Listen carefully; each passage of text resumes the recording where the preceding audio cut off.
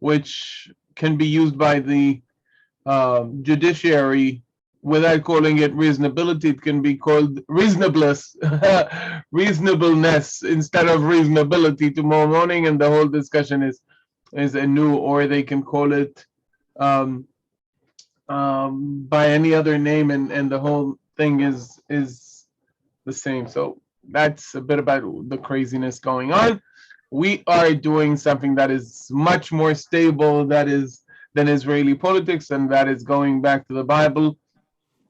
And last week we've talked about the structure of the creation account, and we've seen the beginning, the first day of creation, and we've talked about several divisions. We've even talked about the days of creations, and we've talked about the structure of the creation in 6 days, and how the even the division into certain parts of the creation is very telling, and in some cases very different than what we would have expected. Otherwise, we said that it might be actually an indication as to how the world was perceived by these by the ancient, by the Bible. You know, the fact that we see the birds and the fish as opposed to the animals and the men and the sky and the water. We've talked about that. Uh, One of the main issues of creation is creation in 6 days, or 7 days creation, or a week, the week of the creation, which really um, is what defines our week up until this very day. Um, Very interestingly, I don't know if you've heard about it, but following the uh, French Revolution, there was an attempt by the French, who again wanted to sever the ties with any like religious tradition and so forth, to establish a 10 days week following the French Revolution. Okay, and didn't work, as you know. We are back to 7. And the question of creation in 6 days, and the seventh day being the Shabbat, is so significant that according to some of the commentators, the whole reason for the creation to be in 6 days is the Shabbat, and not the other way around. Okay, not that the creation in 6 days defines the Shabbat, but rather that the Shabbat defines the limit of creation in 6 days. This idea of the importance of creations in 6 days is something that goes all the way back to Philo of Alexandria.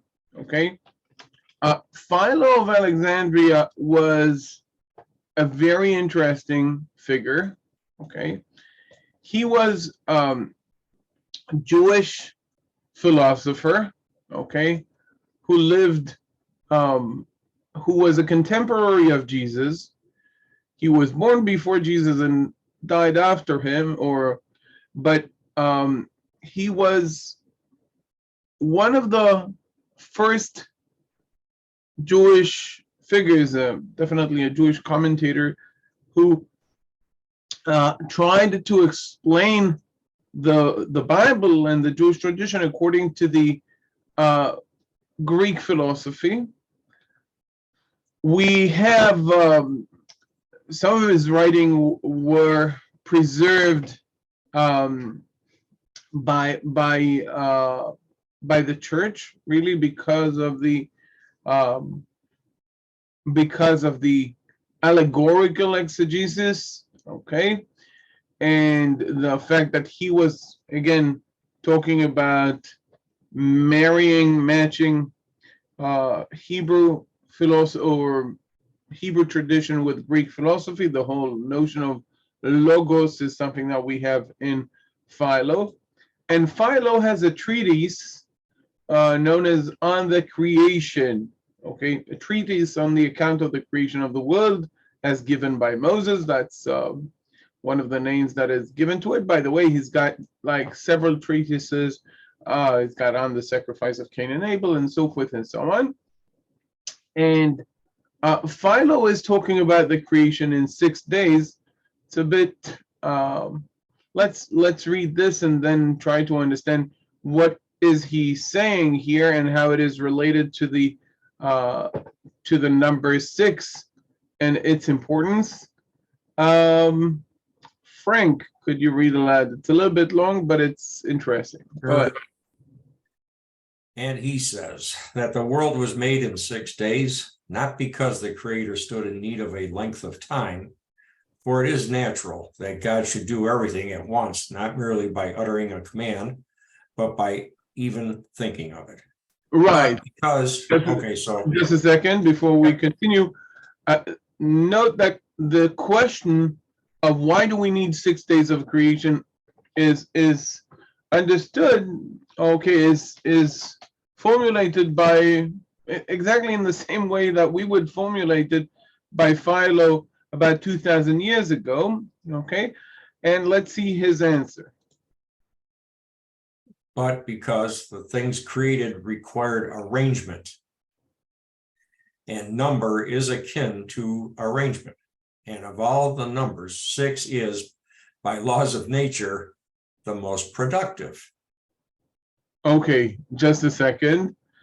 Let's hide this a little bit and ask you guys, why do you think 6 is the most productive? Okay. So Philo says the creation is all about ordering. Yes. And this is very much in line, not just with the number, but also with the fact that there is a structure and there are formulas after one after another. And the whole theme of turning the tohu vavohu into order is the theme of the creation. Okay. And now I want to ask you guys, why is 6 a productive, arranged, ordered number more than other numbers? Because it was completed in 6 days. No, this is tautology. But why, in and of itself, the number 6 is more ordered than, let's say, 5 or 7 or 8 or whatever? Well, I could say it's because it's 1 plus 5. Are all the numbers of the days all ordinal? Are they cardinal, or is it a mix? Oh, that's a very good question. That's a very good question. I would say that 6 out of 7 are definitely ordinal. Yeah. And one of them is cardinal to an extent, maybe also both cardinal and ordinal. But since you've asked, these 6 are definitely ordinal. 1 is a bit of both, okay? And this, any ideas why 6 would be considered to be more organized than others? Well, I was wondering if it had to do with math. Like, That's exactly. Good, very good. Nancy and Betsy, you both said it has to do with math. In what way? well, I was thinking that you can cut it in half and you get 3, and 3 is an important number, I think, with God. And then I don't know. Then it's also a, what do you call it? A cube of, no, not a cube of 2, but 2 times 3 is. Okay, I think we're going towards a direction where we can. I think it's a circle, Netanel. I think we're getting into some geometry here and the Pythagorean theorem with the triangles and a circle and pi. How about Fibonacci series, 1 plus 2 plus 3? Yeah, I think there's lots of things. Let's see what Philo has for us. Okay, just a second. Okay. But what he's really saying is, he's saying let's continue. ordering by 6 is the most productive. let's see what he means by that. Go ahead, Okay. Frank. Yeah, for all of the numbers from the unit upwards, it is the first perfect one, being made equal to its parts. Yes, it is. And being made complete by them. That's the Fibonacci series. Not Number exactly three. Fibonacci, but okay. We'll Yeah, we'll get to it. Do you want to keep going? Go ahead. Okay. The number 3 being half of it, and the number 2 a third of it, and the unit a sixth of it, and so to say, it is formed so as to be both male and female, and it is made up of the power of both natures. For in existing things, the odd number is the male, and the even number is the female. Accordingly, of odd numbers, the first is the number 3, and of even numbers, the first is 2, and the two numbers multiplied together make 6. Okay. It was fitting, therefore, that the world, being the most perfect of created things, should be made according to the perfect number, namely 6, and as it was to have in the causes of both, as it was to have in the causes of both, which arise from combination, that it should be formed according to a mixed number. The first combination of odd and even numbers, since it was to embrace the character of both the male who sowed the seed and the female who receives it. Okay, so just to talk a little bit about the number 6. The number 6 is the largest number, that is the sum of its number and the multiplication of its numbers, okay, of its parts, okay. It's in math it's known as all Harshad number. There are Harshad numbers and all Harshad numbers, and you can see that Philo noted that the number 6 is the sum of its part as well as the multiplication of its part, and also talks about the fact that it is the multiplication of the smallest odd and even number, excluding 1, which is, again, remember we've talked about numbers being ordinal or cardinal. The number 1 is a different thing, right? As far as being odd or even, 1 is exceptional. As far as the number 6, a cube has what we call a hexadron, okay, something that has 6 faces, 6 sides, and the world has 6 sides, up and down in the 4 directions of the world. And a lot of our the math of the ancient Near East, based on its foundations laid already by the Sumerians, but continued by the Babylonians, was based on 60, what we call sexagesimal system, okay, based on 60, a combination of 6 and 10, and it really is still in use to some extent today. Think of degrees and subdivisions and minutes and seconds, okay, of degrees, and think of hour, minute, and second in times. Think about maybe it is related even to 12 months. And so this system, the influence of the number 60, still bears some influence over modern life, okay, especially in cyclical elements such as the year, the time, the circle, okay, 360 degrees. And so the number 6 bears very great importance for that. So the 6 days of creation, there is that would be the natural cycle, when the exception for that obviously is the day of Shabbat, okay, the 7th day that breaks that cycle. And we'll talk about the Shabbat more when we get to that, but you can already understand that the work is done in the natural. You would expect, if there was no God involved in the story, or only gods that are part of nature, you would have the whole creation in 6 days and that's it. But the most important day of the creation is the day in which there is no creation done. Yeah. Really, and that is the uniqueness of the creation account in the Bible.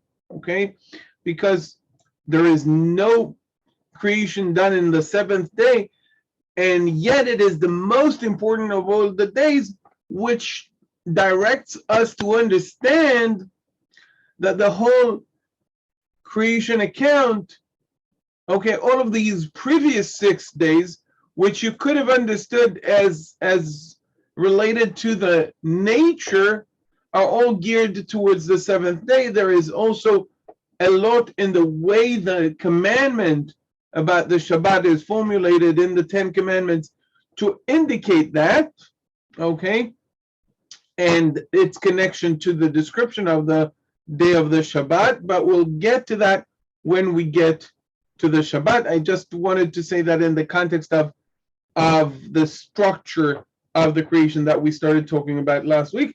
There is another structural element in the creation account, another division. We've talked about the sayings, okay, we've talked about the things that were created, we've talked about the days.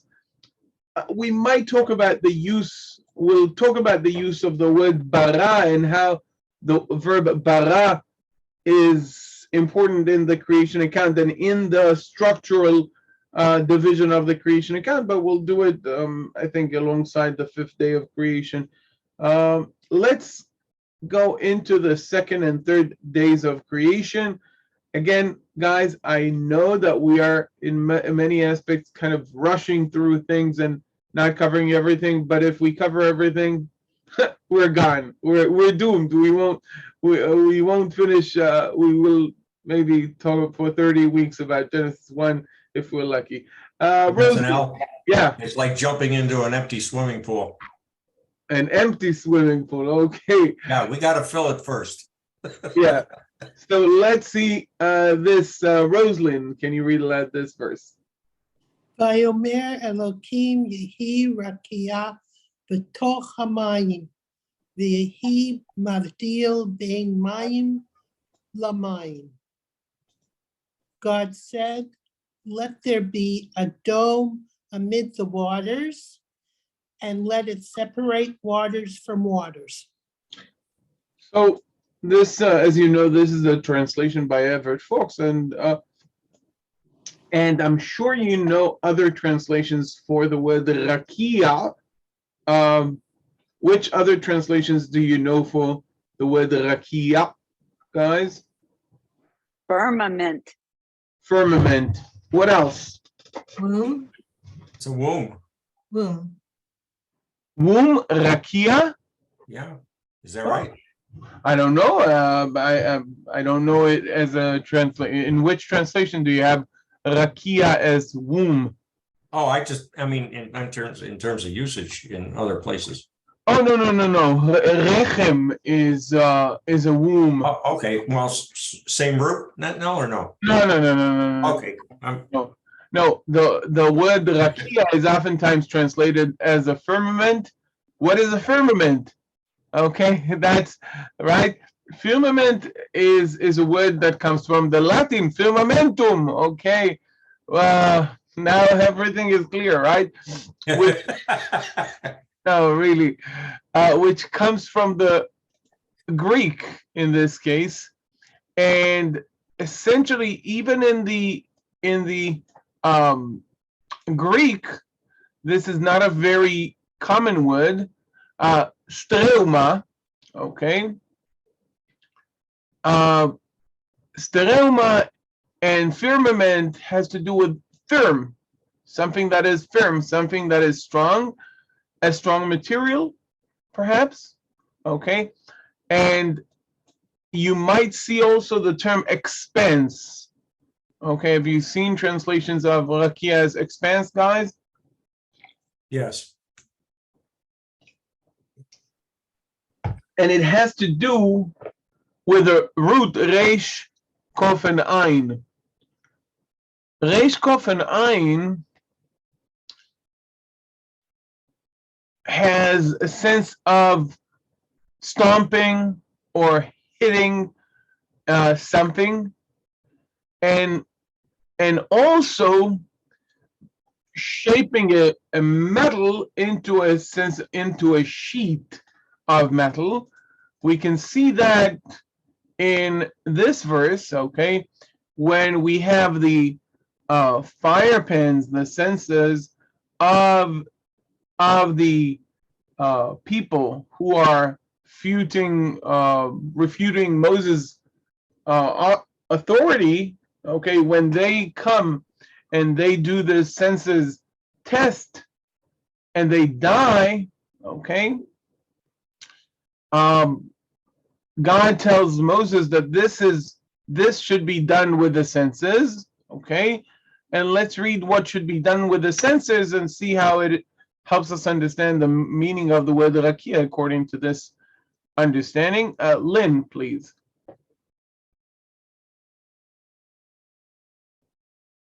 את מחנות החטאים האלה בנפשותם ועשו אותם ריקודי פחים ציפוי למזבח כי הקריבום לפני אדוני ויקדשו ויהיו לאות לפני ישראל. As for the censers of these men who have sinned at the cost of their lives, let them be made into hammered sheets for a plating of the altar, since they did present them before the Lord, and they are holy, and they shall be for a sign to the sons of Israel.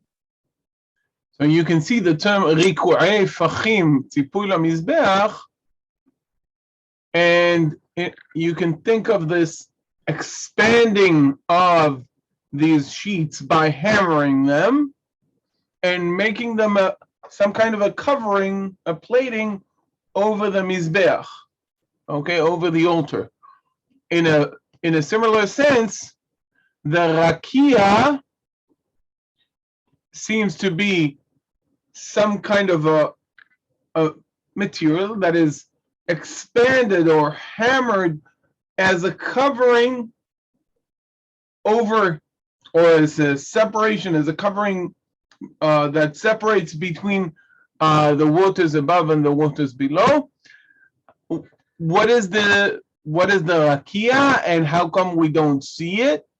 So when we look at maybe we do see it when we look at other verses of the Bible, okay?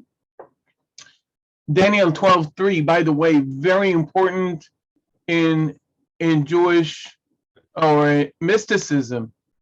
The name of the book of Zohar, the Zohar is really practically from this verse. If you've heard about the book of Zohar, it is not just a book, it's a literature really of Zohar.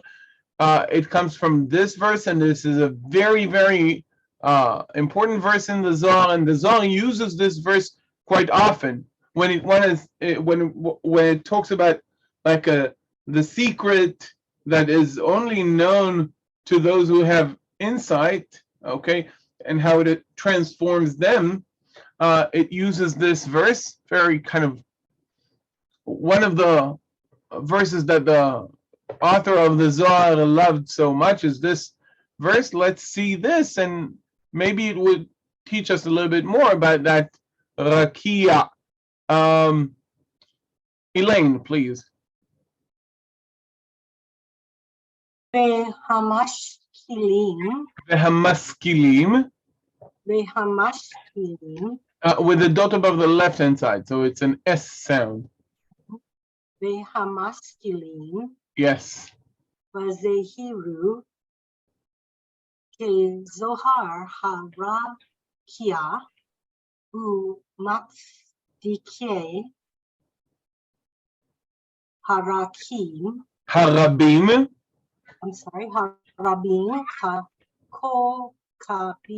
כוכבים לעולם Va'ed. ועד. And those who have insight will shine brightly like the brightness of the expanse of heaven. And those who lead the many to righteousness like the stars forever and ever. Right. So what can we say about the rakia here? The expanse of heaven. Right, but what can we say about how it looks?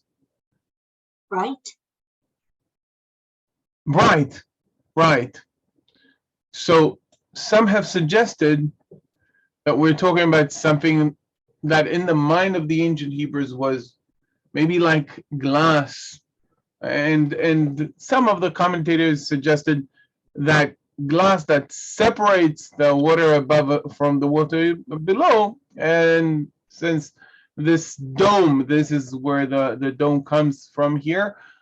So glass or ice also, because there are other verses describing the rakia in the color of the ice in Ezekiel 1:22.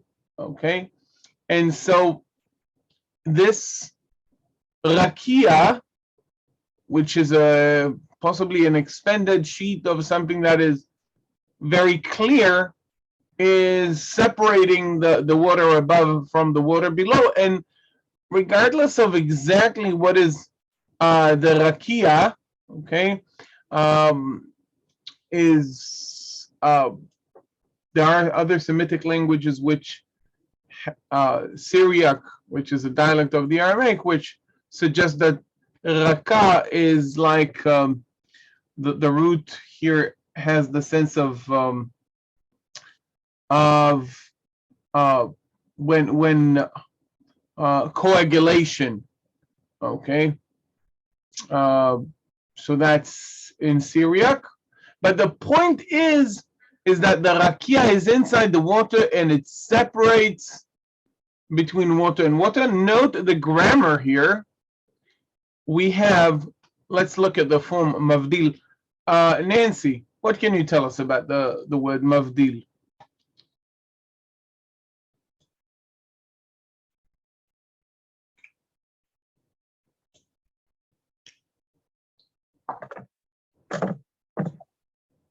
Is it a participle? Very good. Indeed, it is a participle. What else? It might be PL. It's not a PL. Let's if it were to be a PL, the dagesh here would be a strong dagesh. This is a weak dagesh, right? Right, it is weak. Right. But you can clearly see what is the binyan. What is the binyan?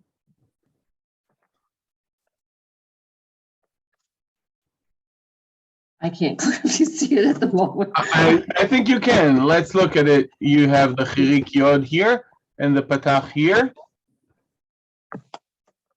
These are indications of the hifil. Okay.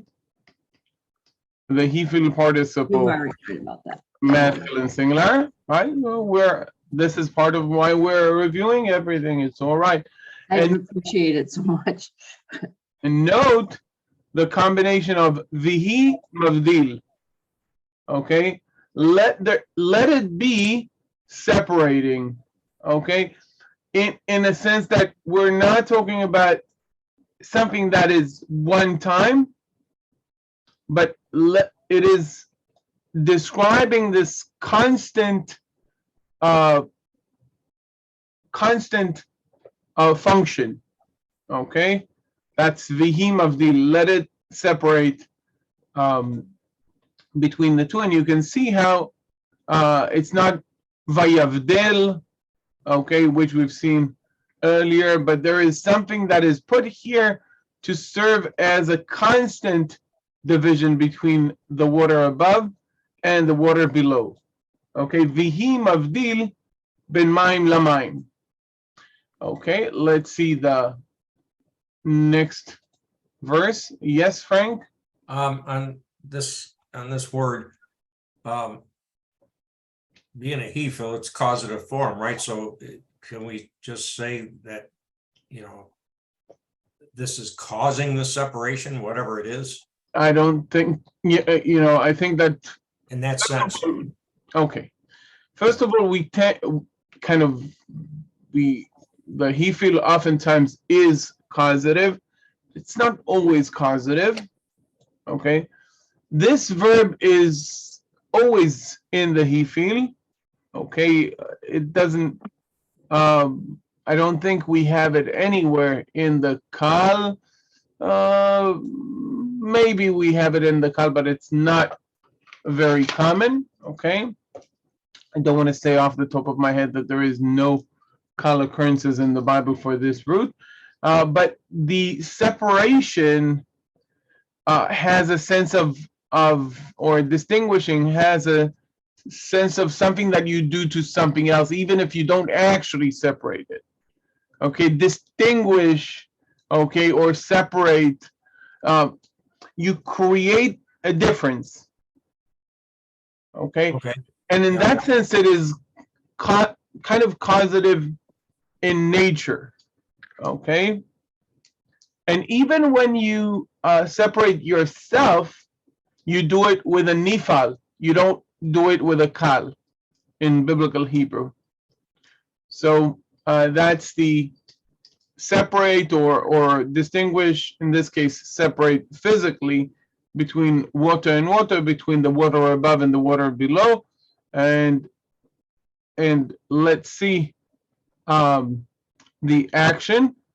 Note, by the way, the slight difference in style between these verses here and the creation of the light in the first day of creation.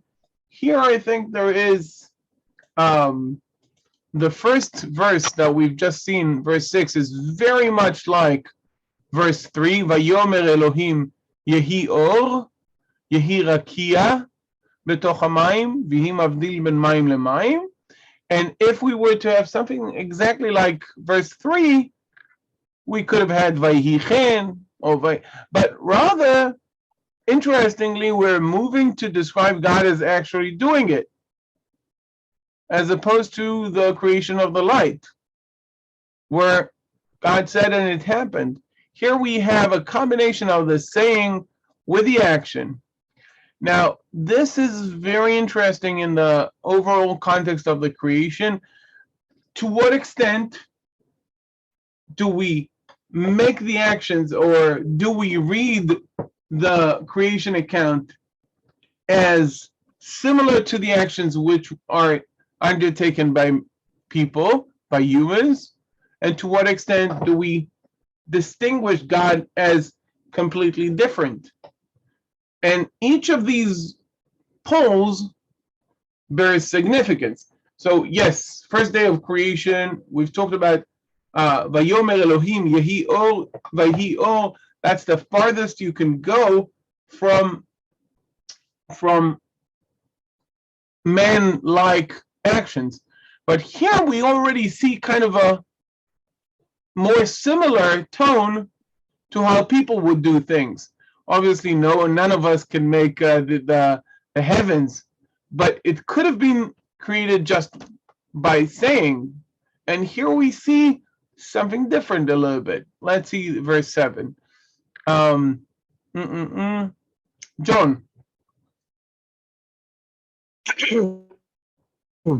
Vayash Vaya, Elohim vaya, Vayash vayas.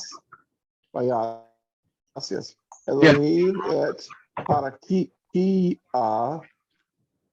Beyav Del Ben Hamayim Asher Ma Tahat lehakia kia uven hamayim asher ma'al laraki vayihi ken Vayichin. vayikra Right. Just a second. vayikin. Okay, I'm the sorry. translation, please go ahead. Verse 7. God made the dome and separated the waters that were below the dome from the waters that were above the dome. And it was so. So I'm sorry. you were saying? No, I've always thought of this as well. I'll listen to what you have to say. 'Cause, Go ahead. Go ahead. You were saying? well, the dome. Was that that's the sort of crystal canopy that surrounded the world that was made of water or made of ice? I don't know. Yeah, it could be. It could be. This is again.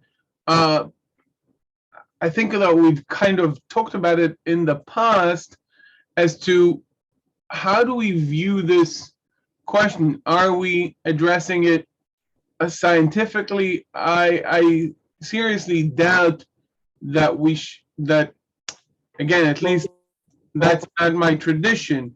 Right.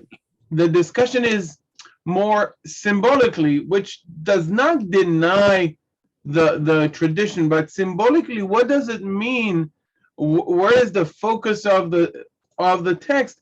And I think that the focus here is on the separation between the waters, more than the question of exactly what is the uh, type of cosmological description that the ancient Hebrews had in mind, which is an interesting question. But again, as I said, I don't think that this is the focus of the verse, um, though it is definitely an interesting question.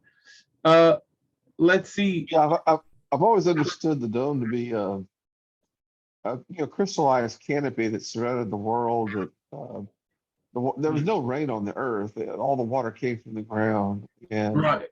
in the flood, when the great deep broke open, I guess there were a massive amount of heat that was released into the atmosphere that melted the dome and created the rain. I don't know. Again, in a reality where all of these happens, taking or putting on this dome is the least of my questions. Okay, and Okay. right. Let's see, verse 8, Betsy. Vayikra Elohim larakia shamayim. Vayihi erev, vayihi boker, yom sheni. Right. So here we have the second day of creation, when the rakia is called Shamaim. Obviously, the folk etymology of Sham and Maim comes to mind. Again, this is definitely not the etymology, but I think that we tend to come to the text with, oh, folk etymology is folk etymology. And that is not incorrect. However, the in the mind of the reader, since the Bible is about education and about teaching and about delivering a message, and that message is chosen to be delivered in a form of a story, guys. The reason we are looking at it from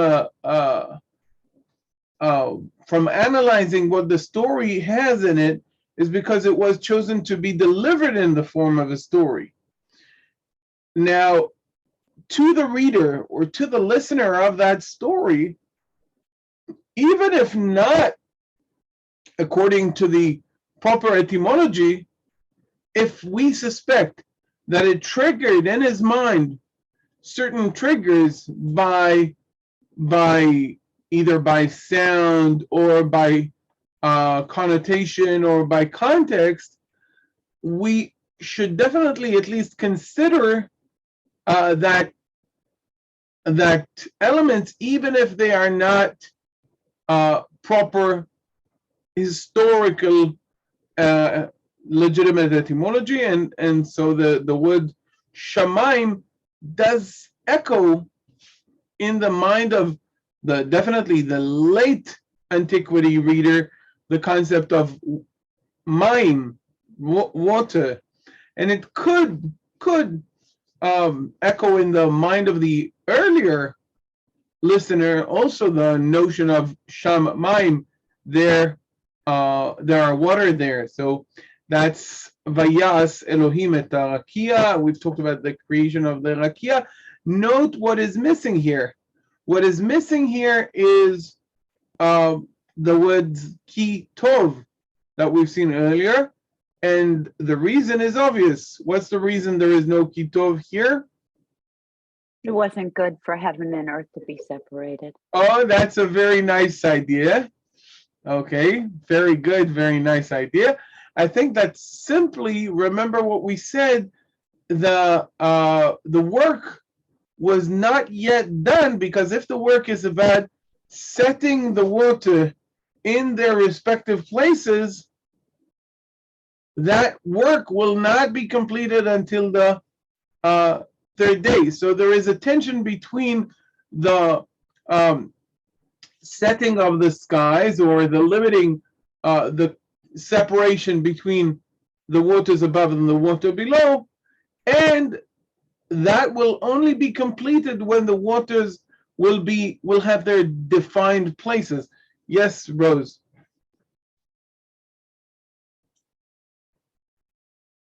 So I think you've kind of hit on it. The word shamayim, they translate as heaven. And you also said skies, and I've always thought of it as skies. That's because it's definitely not heavens in the sense of, I had I'm going to heaven. I played nice. I'm going to heaven. It's definitely not that in Hebrew. The word shamayim in Hebrew has no sense of heavens in the sense of you played nice, you're going to heaven, or something like that. So skies, if it helps, if the word skies or sky is better conveying the fact that there is no heaven in that sense here in the word shamayim, then skies, let it be skies. But even when they write here heaven, it's not heaven in the same way we use it. Okay? Thank you. Okay, very good. So we've talked about that separation. And let's you know what? We can read a little bit more, and we'll do the grammar in the Q&A. Okay, so the separation between the waters is only completed at the end of verse 10. So let's see 9 and 10 here. Let's see, this is already the third day of creation. Lynn, can you read verse 9, please? Vayomer Elohim yikavu hamayim mitahat hashamayim el makom echad ve'tera'e hayabasha vayehi chen. Okay, English, please. God said, let the waters under the heavens be gathered to one place, and let the dry land be seen. It was so. Right. So note again the saying of God, Vayomer Elohim.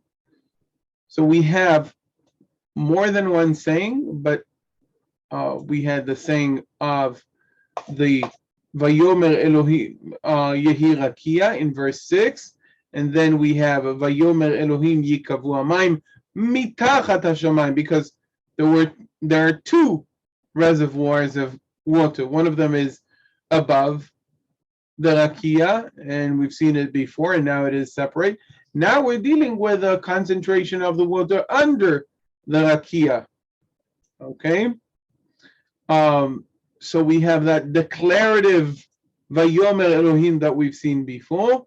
Yikavu hamayim mitachat hashamayim el makom echad. Okay. So the purpose of it is that vetera'eh hayabasha. Okay.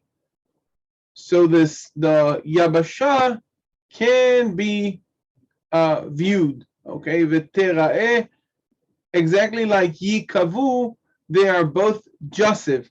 The actions that God is willing, as the word suggests, willing, are in the volitive form, volition. In the third person, they are the jussive. So both yikavu is in the jussive, okay? Third person masculine plural form of the jussive. What binyan, by the way? Yikavu, guys, what is the binyan of yikavu? Gil? Nifal. It's a nifal, right? Because the Nifal. dagesh is in the first root letter. Right. And related to the Hebrew word mikveh, okay? A collection of water, okay? Either to be understood as middle voice or passive voice, let them gather themselves or let them be gathered, okay, into one place, okay? And you can see that this is a decision that has to be decided by the translator. So here, let the waters be gathered, okay? And it could have been, let the water gather themselves, okay? Now, so who is doing the action? Okay, if it is passive, okay, it doesn't say. Vetera'eh hayabasha. Again, the vetera'eh hayabasha is again volitive or adjussive in this case, but here in the third person feminine singular, which is the result possibly of the collection of the water into one place. Vayhichen. Again, by the way, what is the binyan of vetera'eh? Same nifal as yikavu, but we don't see the dagesh in the resh. What do we see instead of the dagesh in the resh? We see a lengthening of the vowel, a tzere instead of a chirik. A regular, Guttural, yeah. right, a regular nifal would have here a chirik under the prefix letter, and here we have the tzere. Let's see the last verse, Elaine, verse 10. Vayikra Elohim vayabash yabasha eretz ulmikve hamayim kara yamim vayar Elohim ki tov. God called the dry land earth, and the gathering of the waters he called seas. God saw that it was good. Right. This is important, the word yamim like this, because yamim without a dagesh, with a kamatz rather than a patach, would be days. And here it is the plural of sea rather than days. So yamim, okay, the gathering of the water he called yamim. And calling, naming is really part of the ownership, part of the process of the creation. And we've seen that. And you can see that we now have a Vayar Elohim Kitov because the process is completed, which means that the second day is the only day that doesn't have that Kitov. And the third day has twice, okay?